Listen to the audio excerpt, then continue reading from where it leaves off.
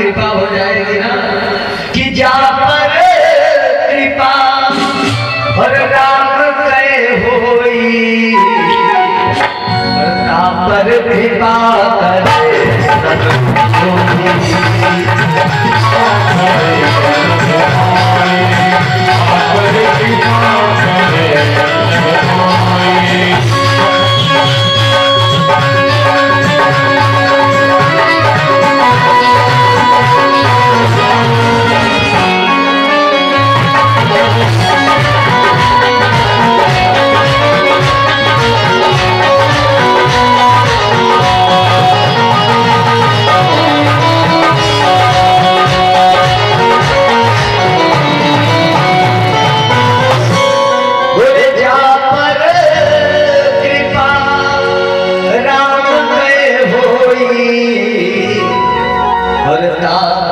कृपा करे सब कोई। भगवान की कृपा जिस पर हो जाती है उस पर फिर ये संसार भी कृपा करने लगता है। जिस दिन आप पर भगवान की कृपा हो जाएगी उस दिन ये सारा संसार भी आपके अनुकूल हो जाएगा। जो आपके दुश्मन है यानी आपके शत्रु हैं, जिस दिन आपके मित्र हो जाए समझ लेना भगवान की कृपा हुई है। ये भगवान की कृपा है। जो आपका कार्य वर्षों से नहीं बन रहा था और अचानक बन गया, समझ लेना हमारे ऊपर भगवान की कृपा हुई है।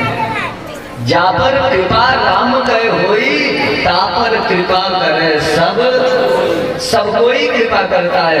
तो दया में कृपा में बड़ा अंतर। भगवान कहते हैं मेरी दया तो सब पर बराबर है लेकिन कृपा कुछ ही लोगों पर होती है। और दूसरी बात, भगवान जो है बड़ा सुंदर यहाँ पर एक श्लोक आता है, बोले समा प्रिया सुरद ब्रह्मन भूतानां भगवान स्वयं इंद्रस्यार्थे कथम दैत्या वदीतद्विषमो यथा। यहाँ पर सौनकादिक महात्माओं ने बड़ा सुंदर प्रश्न किया, महाराज आप कहते हो भगवान सभी पर बराबर दया करते हैं, लेकिन सौनकादिक महात्मा कहते हैं महाराज मुझे लगता है कि कभी कभी भगवान भी गड़बड़ कर देते हैं। अब ये प्रश्न किया है। अच्छा, प्रश्न ऐसा ही होना चाहिए। अगर आपको कोई जिज्ञासा, पहली बात तो कुछ लोग ऐसे आ जाते हैं जो प्रश्न करने आते हैं और उनका काम ही होता है प्रश्न करना। वो मुझसे ही नहीं, उनको जो मिलता है वो उसी से प्रश्न करते हैं। इनको बच्चों को थोड़ा शांत हो, बेटा शांत हो जाओ। तो उनका कार्य होता है केवल प्रश्न करना। कुछ लोग आते हैं महाराज हमने जो है ये बहुत लोगों से पूछा कोई बता नहीं पाया, तो हम कह भैया जब कोई नहीं बता पाया तो हम क्या बता पाए, इसलिए हम नहीं जानते, हम जानते नहीं है कुछ। और ऐसे लोगों को हम जान लेते हैं, उनको ऐसे बना भैया हम नहीं जानते, सीधा उनको बताओ ही नहीं कुछ, क्योंकि वो परीक्षा लेने ही जाते हैं। कोई भी आए, केवल मैं ही नहीं, जहाँ पर भी कोई आता है ऐसे लोग पहुंच ही जाते हैं।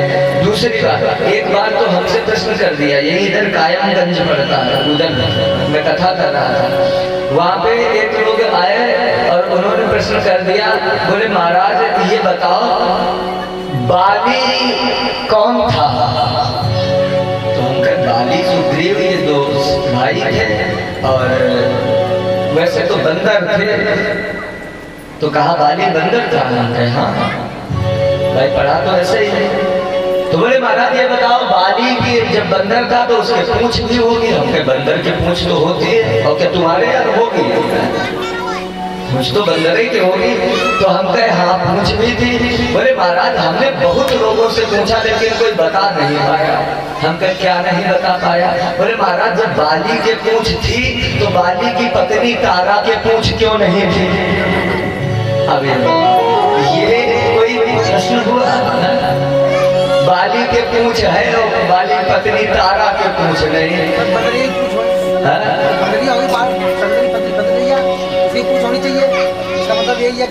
हाँ हाँ, उसका मतलब यही था कि बाली की पत्नी तारा के पूछ क्यों नहीं। अब हम बड़ा चक्कर में पड़े, हमने इनको हम क्या, अच्छा ऐसी बातें नहीं पढ़ी लिखी थोड़ी जाती है कि कहीं लिखी है हमने पढ़ लिया हो। ये सारी बातें आप लोगों के द्वारा ही मुझे अनुभव मिलता है, मैं भी समाज से ही सीखता हूँ। तो अब हम कथा करते रहे, दादाजी आपको बताए, अब कोई नहीं बता पाया तो हम क्या बता पाएंगे। लेकिन उन्होंने कथा में प्रश्न कर दिया, ये थोड़ा मुझे भी खल गया। अचानक यहाँ पे कोई कुछ पूछ दे तो आप कमरे में आए तो हो सकता है मैं आपको संतुष्ट कर सकूं, वहां पर हमारी आपकी डिस्कस हो जाएगी। तो वहां पर तो ठीक, लेकिन कथा में अब उन्होंने पूछ दिया, अब सारी सब लोग पूरा समाज बैठा, वो सब सुन रहे, अब सब लोग यही चक्कर में महाराज जी क्या बताएंगे।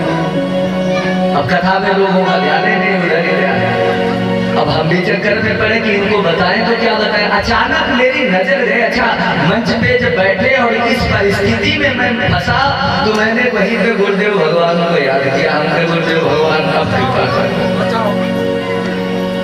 और गुरुदेव की ऐसी कृपा हुई कि वहीं पर जरा मैं कथा तो कर रहा था, बोल रहा था बराबर, लेकिन मैं अंदर से गुरुदेव को याद कर रहा था। और जैसे ही मैंने याद किया, अचानक कुछ ऐसी प्रेरणा हुई, उनके ऊपर मेरी नजर पड़ी। तो ठाकुर साहब थे, तो मैंने देखा गाल में मूछें बनाए थे, खूब बड़ी बड़ी, नहीं लोग बना लेते हैं। तो हमने देखा तो हमें कुछ ऐसे दिमाग आ गया, गुरुदेव भगवान की कृपा। हमके ज्यादा खड़े हो जाए, खड़े हो गए। हम कहे अभी क्या पूछ रहे थे आप? बोले महाराज हम पूछ रहे थे कि बाली के पूछ है तो तारा के पूछ क्यों ना है। तो हम कहे अच्छा ये बताओ, ये जो आप गालों में बनाए हो, ये मूछे आपकी ये आर्टिफिशियल है या ओरिजिनल है? बोले महाराज ये तो ओरिजिनल है। हम कहे अच्छा तो ये असली है? बोले हाँ बिल्कुल असली है। हम कहे आप कथा सुनने अकेले आए हो या साथ में आपकी श्रीमती जी आई? बोले जेका महाराज जी वही जी। हम कहे अच्छा, हमने उनको भी देखा तो श्रीमती जी भी पासे में से थोड़ी दूर पे बैठे। हम कहे अच्छा, हमने तुरंत पूछा, हम कहे दादा ये बताओ ये तुम्हारे मूछे हैं और तुम्हारी श्रीमती जी के मूछे क्यों ना है?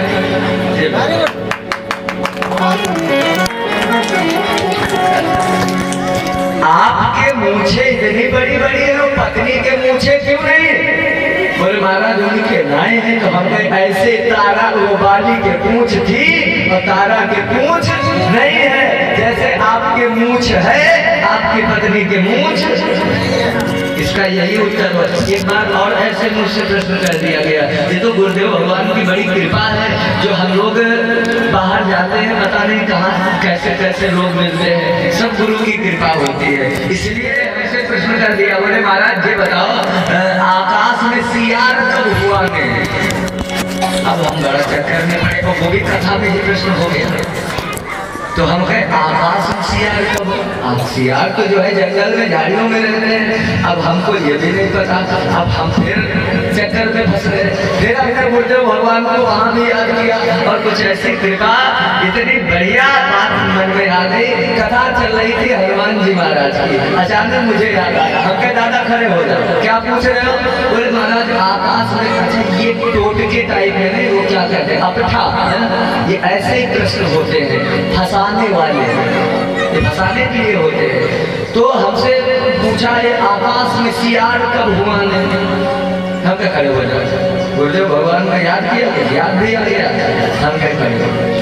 हम क्या दादा ये बताओ आपने कभी रामायण पढ़ी है? बोले हमारा बिल्कुल रामायण पढ़ी है। हम क्या रामायण अगर पढ़ी है तो उसमें लक्ष्मण जी के शक्ति लगी थी, तो बूटी लेने कौन गया था? बोले हनुमान जी गए थे। हम कहे हनुमान जी बूटी लाए थे? बोले नहीं पूरा पहाड़ ले आए थे। हम कहे जिस समय हनुमान जी ने द्रोणागिरी पर्वत को उठाया और उठाकर आकाश मार्ग में लेकर चले, तो पर्वत कोई छोटा मोटा होता है? बहुत विशाल पर्वत होता है। पर्वत में जंगल भी होते हैं, झाड़ियां भी होती है, उनमें में अनेक जीव जंतु भी रहते हैं। और जब हनुमान जी महाराज आकाश में वो पर्वत लेकर चले और पर्वत हिल डुल रहा था, अब उसमें जितने पक्षी, जितने पशु, जितने जानवर थे वो सब चिल्लाने लगे। अगर तुम पूछ रहे हो सियार कब हुआ, नहीं, ये पूछो शेर कब दहाड़े। उसमें क्या शेर नहीं थे? शेर भी आकाश में चिल्लाए, सियार भी चिल्लाए, भेड़िया भी चिल्लाए, केवल सियारे थोड़ी हमने उसी पीरियड में चिल्लाए, उसके बाद में नहीं चिल्लाए। तो ऐसे प्रश्न हो जाते हैं। बोलिए गुरुदेव भगवान की। आए भाव के साथ में दो बार भगवान का नाम लिया जाए और उसके बाद में फिर हम चर्चा प्रारंभ करें कि वो हटा रहे हैं पर्दा,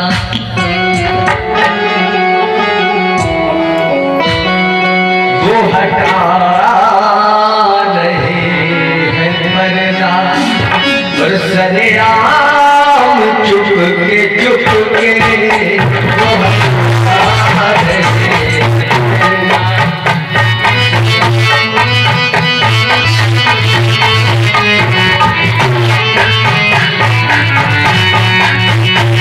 वो हटा रहे हैं पर्दा। थोड़ा सा ताली बजाते हैं। सही से बजाता वो हटा रहे हैं पर्दा और सरेआम चुप के वो हटा रहे हैं पर्दा।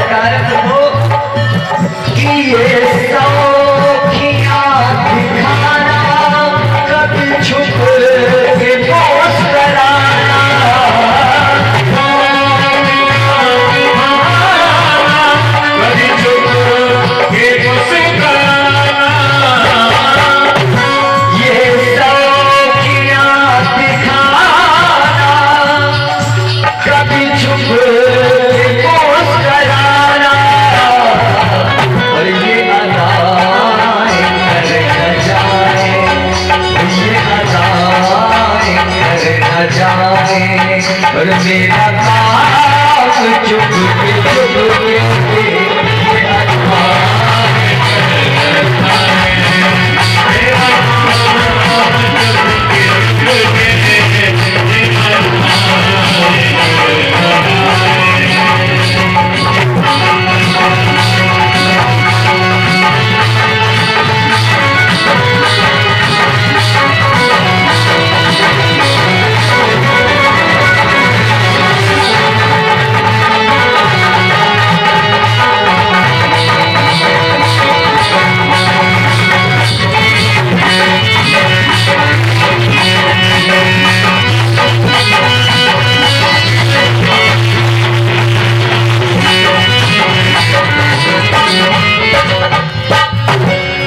बोलिए शंकर भगवान की।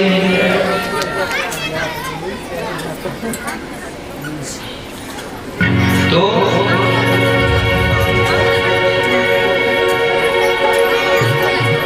बड़ी ही पावन कथा शिवपुराण महापुराण की आप सभी भक्त श्रवण कर रहे हैं।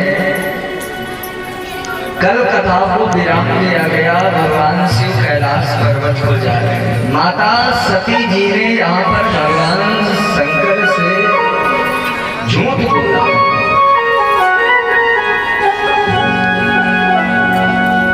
भवानी शंकरो वंदे श्रद्धा विश्वास रूपिणम् यमाश्रितो हि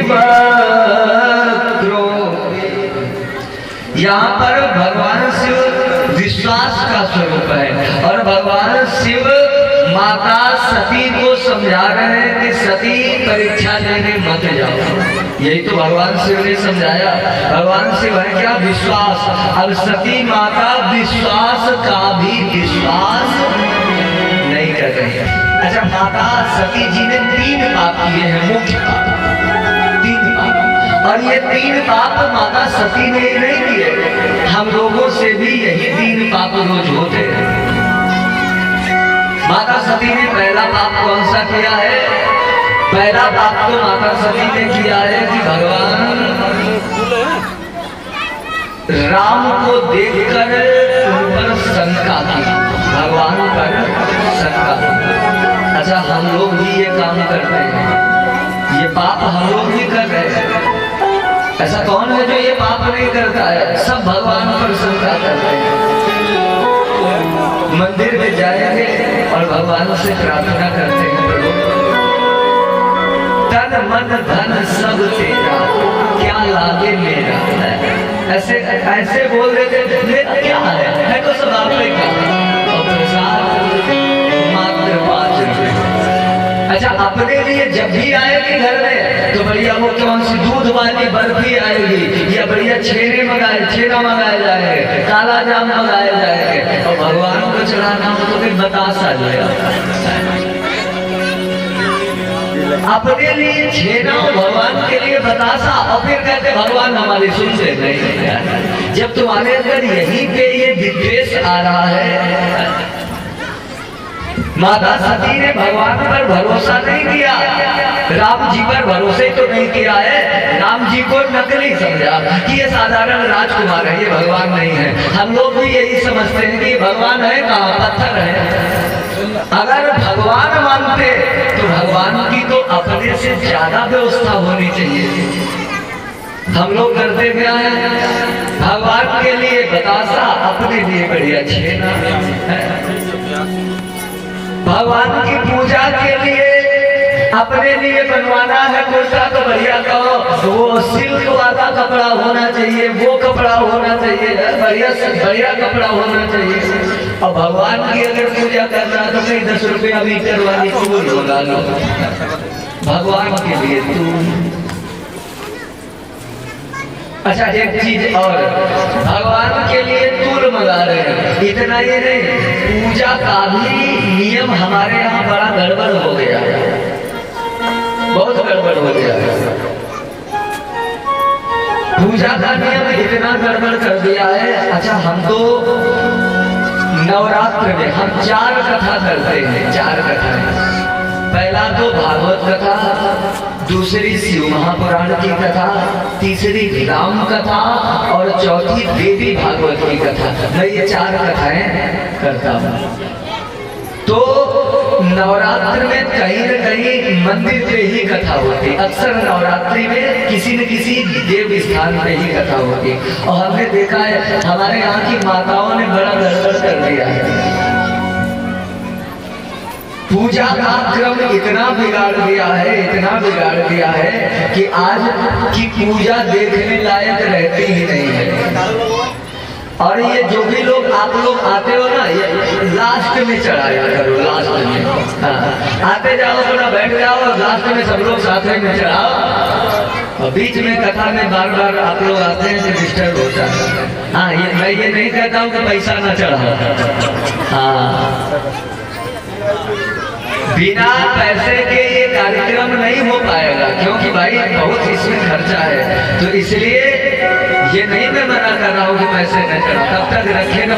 लेकिन एक और गड़बड़ हो जाता है, एक माता जी आई और 5 रुपए का नोट लिए कागज वाला और हाथ में दबाए और केवल यही सोचे चढ़ाए कि न चढ़ाए। फिर मनाए चढ़ा दे, फिर कहे चलो थोड़ा रुक के चढ़ाएंगे। और धीरे धीरे कथा जब विराम हो गई, आरती हो गई, तब मुट्ठी खोली तो वो मुट्ठी जो है इतना टाइट बंद की वो गीला हो गया। अरे देखा नोट को, कहीं लगा तुम रो ही रहे, जान लो ना ही चढ़ेंगे। अब बताओ ऐसे नहीं। हाँ, तो इसलिए चढ़ावा। अच्छा, एक चीज और है, जब भी आओ यहाँ कथा में अवश्य कुछ न कुछ लेकर आओ। खाली हाथ कथा में नहीं आया जाता है। आपके पास पैसे रुपए नहीं है, कोई बात नहीं, एक तुलसी पत्र ही ले आओ, एक फूल ही ले आओ, आओ जरूर कुछ न कुछ लेकर आओ। भगवान के दरबार में, गुरु के आश्रम में, और यहाँ तक कि आप अपनी रिश्तेदारी में भी जाओ तब भी खाली हाथ मत जाओ, ये नियम है। तो मैं निवेदन कर रहा था कि माताओं ने पूजा का क्रम बड़ा गड़बड़ कर दिया। आप लोग बड़ा ध्यान से सुनना, आपके मतलब की बात है। पूजा हमने देखा है, परीक्षित जी ये लोग जानते हो क्या करते हैं नवरात्रि में? सबसे पहले तो ये अपनी सास के पास जाती, सास के पास। और सास का अर्थ आप लोग जानते हो? सास का अर्थ, ये सास शब्द जो है अर्थ जानते हैं? कितनी माताएं जानती, जरा हाथ उठाएं। नहीं जानते? हाँ, सास सबको पता है, लेकिन सास का अर्थ क्या होता है ये किसी को नहीं पता। सास का असली अर्थ होता है जो अपनी बहू को 10 मिनट चैन की सांस न लेने दे, वही असली सास है। 10 मिनट चैन की सांस लेने दे, वही असली सास। अच्छा, बहू को डर भी होता है। बहू बेचारी गई जाकर के, मम्मी वो पूजा करने जाना है माता जी की, नवरात्र की बात कर रहे हैं। तो शासन जानते हो क्या कहते हैं? वो ऐसा करो, वो छोटी छोटी टिकियां बनाई लो, टिकियां माता जी के लिए। अच्छा, अपने लिए बढ़िया धोई वाली पूरी कचौड़ी, और माता जी के लिए टिकिया। माता जी कचौड़ी खाने नहीं जानते, ऐसा लगता है। अच्छा, ये चलो व्यवस्था हो गई, 7 टिकिया बना लो। अब बना ली, बहू ने बनाई, उसने सारी व्यवस्थाएं की। तो थाली में जानते हो ये क्या रखती है? थाली में चंदन, बंदन, और वो एक क्या होता है, उपटन, क्या यहाँ बोलते हैं उसको? ऐपन, उपटन बोलते हैं। हाँ, उपटन, चंदन, बंदन, उपटन, सिंदूर, और वो क्या बतासे, अगरबत्ती, और एक वो ऐंठ बनाई जाती, उनका नाम ही नहीं पता चला वो होती क्या है, बनाई जाती वो ऐंठ जो भी होता है। तो अब इन्होंने क्या किया, सब बनाने के बाद में थाली में रखा और माता जी के मंदिर में पहुंची। और जैसे माता जी के मंदिर में पहुंची, मंदिर में पहुंचते ही अब पूजा जानते हो कैसे करते हैं? थाली ली और सबसे पहले तो चंदन लिया, जो चंदन है, और दुर्गा माता की मूर्ति पुजारी ने बढ़िया सुबह स्नान कराया। मूर्ति यहाँ देखो, आओ कितने सुंदर भोले बाबा देखने, ज्यादा कुछ श्रृंगार नहीं, लेकिन कितना दूर से वहां से देखो, ऐसा लग रहा है भोले बाबा साक्षात मुस्कुरा रहे हैं, कितना आनंद आता है।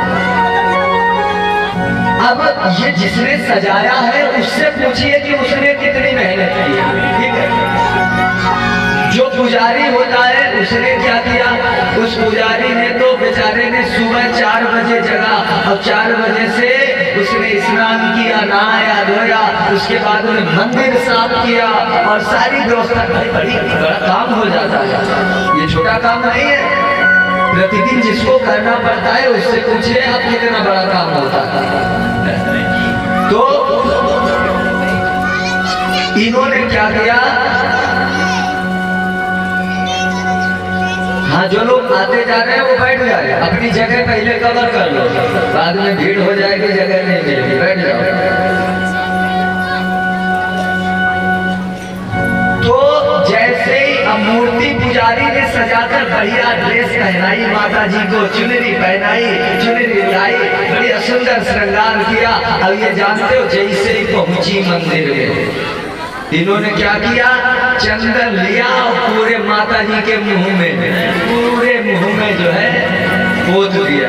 उसके बाद बंधन, वो भी पूरे मुंह में, और वो उपटन, वो भी पूरे मुंह में माता जी के। और इतने ही नहीं, उसके बाद अपने बतासा लिया, और बतासा लेके जानते हो क्या करती, दुर्गा जी के खोपड़ी पीटे माता जी खुश हो जाओ। बतासा माता जी की खोपड़ी पे फोड़ दिया। बताओ, ये पूजा है। इतना ही नहीं, अब बतासा डाल दिया, अब माता जी के ऊपर सब जो है मीठा गिर गया। उसके बाद में अब इन्होंने जानते हो एक दूसरा काम और किया। पहली बात तो इतना मीठा डाल दिया, ऊपर से बतासा डाल दिया। दूसरा, लोटे में पानी था वो और ऊपर से डाल दिया। अब जो मिठाई थी वो पूरे शरीर में उनके फैल गए। अब दुर्गा माता को कुत्ता चाटे जा रहे हैं, चीटा चबाए जा रहे। अब दुर्गा जी थोड़ा, दुर्गा जी बनी करवा चौथ बैठी, वारे पूजा। अब बताओ, ये पूजा है? कोई पूजा करने का एक तरीका होता है। अच्छा, एक चीज और हमने और देखा, एक माता जी बहुत बूढ़ी डोकरी, वो आई और अगरबत्ती लिए। अच्छा, माताओं में श्रद्धा थोड़ी ज्यादा होती है ना। एक तो ये लोग बाद में बहुत, इतना लेट करके सब लोग क्यों आते हैं? इतनी देर में कथा का समय है 12 बजे, और समय क्या हो रहा है, लगभग 2 बज रहा होगा। सब लोग कल से जल्दी आया करें। बोलिए शंकर भगवान की। तो अब आप विचार करो कि इस अवस्था में आपने पूजा की, ऊपर से जल डाल दिया। अब बताओ, माता जी खुश होंगी या नाराज होंगी? इस पूजा से आप खुद ही विचार करो, माता जी खुश होंगी या नाराज? बताओ, नाराज होंगी ना। हाँ, ये पैर यहाँ न छुओ, रोज बताते हैं यहाँ पे पैर छूना सख्त मना है। राधे राधे करो, हर हर महादेव करो, बस। ये पैर घर में छुआ करो, यहाँ पे नहीं, भगवान के दरबार में नहीं छुए जाते। अच्छा, एक चीज और है। अब हमने देखा एक माता जी, बड़ी बूढ़ी माता जी, हाथ में अगरबत्ती ली, अगरबत्ती लेकर उन्होंने, अच्छा हम कथा करें तो मंदिर में दिख रहा था मुझे, ऐसे सामने दिखाई पड़े। तो जानते उन्होंने क्या किया, अगरबत्ती 5-7 अगरबत्ती ली। अब माचिस जलाए, वो जले नहीं है, बड़ी मुश्किल में तो जली। अगरबत्ती जलाई, ओम जय अम्बे गौरी, ओम जय अम्बे गौरी, पूरे मंदिर में लिए घूमे। हाँ, जिधर जाए ओम जय। अब लगाने कहीं जगह नहीं, क्योंकि मंदिर में लगे सब टाइल्स, पूरा पत्थर लगा। भाई, पहले के मंदिर जो थे वो कच्चे होते थे, या ईटा लगा होता था, तो उनमें अगरबत्ती लगाने की जगह होती थी। चाहे जहाँ पे कोने में लगा दो तो वहां तो चल जाता था, लेकिन यहाँ पर अब सारे मंदिर जो है टाइल्स लग गए हैं, पत्थर लग गए हैं। अब उनमें कहीं अगरबत्ती लगाने की जगह नहीं। अब माता जी बेचारी यही ढूंढे, वो आरती में ओम जय अम्बे गौरी ढूंढे कि लगाए कहाँ, हाथ उधर चल रहा। अब माता जी के मुंह के पास हम सुन हो, ये मुंह में लगा दी, ओम जय अम्बे गौरी। अब हाथ करते करते जानते हुआ क्या, कहीं अगरबत्ती लगाने की जगह नहीं मिली। माता जी ने देखा दुर्गा जी की नाक लई अगरबत्ती नाक लगाए दुर्गा माता खूब सूंघ लो अगरबत्ती। आप विचार करो ये पूजा, ये कौन सी पूजा है?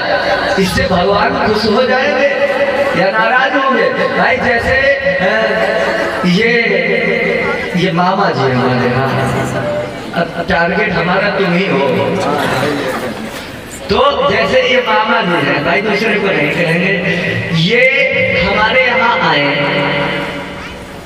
और वहाँ आए मेरे यहाँ लखनऊ में, और आकर के मैं जब देखूं कि अरे ये वहाँ से इलाहाबाद से आए हैं, और हम तुरंत करें अरे मामा जी आए हैं, और जल्दी से बढ़िया रूअफ़ज़ा वाला शरबत लेके आओ, इनको बढ़िया सोफा पे बिठाए, अरे मामा जी बैठिए और जल्दी शरबत लेके आओ, और अंदर से बढ़िया रूअफ़ज़ा डाल के शरबत मंगाए, और वो जग उठाए और जग लेके इनकी खोपड़ी पे डाल दें। आपको अच्छा लगेगा? बताओ, अच्छा लगेगा? नहीं लगेगा ना। आपने दुर्गा जी के ऊपर पूरा 1 लोटा पानी डाल दिया, उनको क्या अच्छा लगा? उनको क्या ये बात अच्छी लगती है? बंधुओं, इस पूजा से ये याद रखना, भगवान कभी खुश होने वाले नहीं है। पूजा जब भी करने के लिए जाओ बड़े तरीके से पूजा करो, थाली सजाओ, सुंदर सी प्लेट थाली जो भी है सजा कर ले जाओ, चंदन लगाना है, माता जी की मूर्ति है, बढ़िया चंदन दिया, माथे में बिंदी लगाओ बढ़िया। तो यहाँ तो हमारे तिलक होता है तो इतना ऊपर तक खींच लेते, मांग ऐसे भर देते। तिलक लगाने का एक तरीका होता है, बस माथे में जरा सी बिंदी लगा दे, ठीक हो गया। उसी में चावल लगा दो, बंधन लगाना है उसी बिंदी में लगा दो, उसी में जो भी लगाना है माथे में लगाओ। उसके बाद में अब जो भी चाहे वो इसी तरीके से भोग लगाना है, भोग लगाना है, प्लेट में बढ़िया भोग रखो और माता जी के सामने आंखें बंद करके माता जी से निवेदन करो, माता जी जब भोले बाबा का भोग लगाना है तो आंख बंद करो, बैठ जाओ, भोले बाबा के सामने अपना भोग रखो। प्रभु जो आपने जैसा भी दिया, जो भी मेरे यहाँ व्यवस्था थी मैं लेकर के आया, मैंने सारी व्यवस्था आपको समर्पित की, और प्रभु मेरी पूजा से आप प्रसन्न हो जाए। अपनी प्रार्थना करने भोग लग गया। अब ये थोड़ी है, ये नहीं कि अब तुम उनके ऊपर से जल डाल दो, उनके ऊपर ये व्यवस्था, तो इसलिए पूजा में बड़ी सावधानी रखनी है। अगर सावधानी हटी तो दुर्घटना घटी, इसलिए बड़े सावधान होकर के पूजा करो और भगवान से निवेदन करो कि प्रभु कि मुझे नास आ गया है,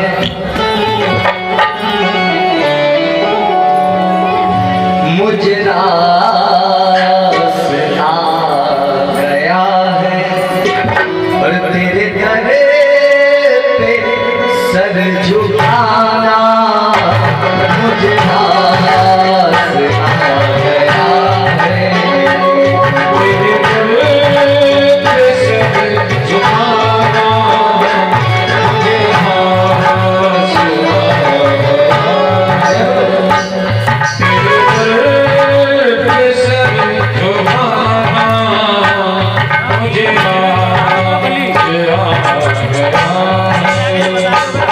है।